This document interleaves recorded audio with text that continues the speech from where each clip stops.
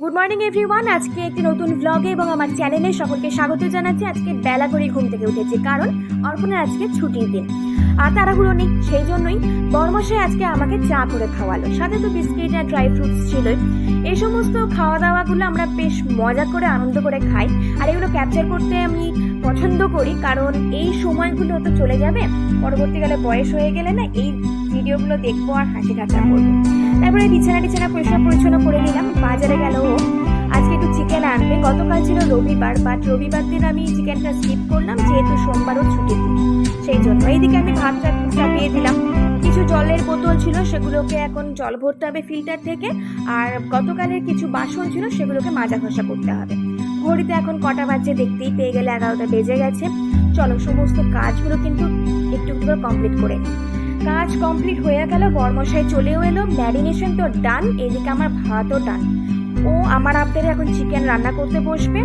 অর্ধেক রান্না করে আমরা দুজনে মিলে এখন কোল্ড ড্রিঙ্কস খেয়ে নিলাম। উনি আমাকে বললেন যে যাও তুমি এখন স্নান টান সেরে ফ্রেশ হয়ে নাও। আমি এইদিকে কাজগুলো কমপ্লিট করে গেছি। এসে তো আমি অবাক হয়ে গেছি, আরে ভাই রান্না বান্না তো কমপ্লিট, যা যা বাসন ছিল মাজা ঘষা কমপ্লিট, এমনকি ঘর ঝাড় দিয়ে মুছে পরিষ্কার পরিচ্ছন্ন করে দিয়েছে। তোমাদেরকেও আমি দেখাচ্ছি কত সুন্দর টিপটপ করে গুছিয়ে দিয়েছে, একবার দেখো।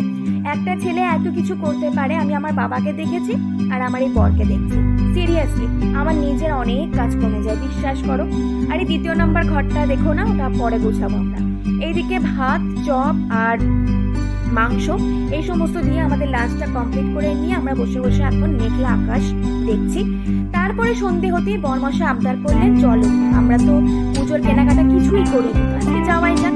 আমি বললাম ঠিক আছে চলো যাওয়া যাক। তাই আমরা এখন অটো করে যাচ্ছি বেহালা বাজার। বেহালা বাজারে যাওয়ার আগে যে এত ট্রাফিক, মানে অনেকটা টাইম নিয়ে নিল ওখানেই, প্রচন্ড ভিড়ভাট্টা। তো বেহালা বাজারে প্রবেশ করার পরে যে আমাদের কি অবস্থা হবে সেটা আমরা এখনো পর্যন্ত কোনো কল্পনা করতে পারিনি। চলো দেখাই যাক কি অবস্থা হয়। রাস্তায় যে এই অবস্থা, তো মার্কেটে আদৌ কি ঢুকতে পারবো? চলো যাওয়া যাক। তারপরে তো বেশ যাচ্ছি আমরা, এখন মজা করতে করতেই যাচ্ছি। বেহালা বাজারে ঢুকে সত্যি বেহাল অবস্থা হয়ে গেল। খুব একটা যে প্রপারলি আমি ভিডিও করতে পেরেছি একদমই তা নয়, ধাক্কা মেরে ফেলে দিচ্ছে। এত ভিড়, মানে এতবার বেহালা আমি এসেছি, কিন্তু এইরকম মানুষের ভিড় আমি কোনোদিন দেখিনি, বিশ্বাস করো। মানে সবাই মনে হচ্ছে যেন ওই দিনেই কেনাকাটা করতে এসেছে। মানে যারা অফিস থেকে যাচ্ছে বাড়ি, তারাও ওই বেহালা বাজারে যাচ্ছে, আবার কেউ তো এমনি কেনাকাটা করতে চলে গেছে। মারাত্মক ভিড়, মানে আমি যা যা কিনবো বলে ঠিক করেছি একটা তো কেনাকাটা হয়নি। তারপরে যে তোমাদের জন্য একটু ভিডিও বানাবো সেটাও হয়নি। কি কালেকশন আছে, আর কালেকশন আমাকে ধাক্কা মেরে কোথায় ফেলে দিচ্ছে তার ঠিক নাই। কালেকশন ফোনটাই হারিয়ে যাবে এরকম একটা উপক্রম হয়েছিল। তবে কিছু কেনাকাটা অবভিয়াসলি করেছি, তো কি কেনাকাটা করেছি সেটা তোমরা নেক্সট ব্লগে জানতে পেরে যাবে। সেটা আমি আলাদা একটা ব্লগ বানাবো, কারণ এটা অনেকখানি বড় হয়ে যাবে, আর সেইভাবে এডিটিংটা ঠিকঠাক হবে না, ভালোভাবে হবেও না। হঠাৎ কেনাকাটা অর্ধেক যখন হয়ে গেছে, তখন দেখছি বাইরে মুষলধারে বৃষ্টি। তারপরে আবার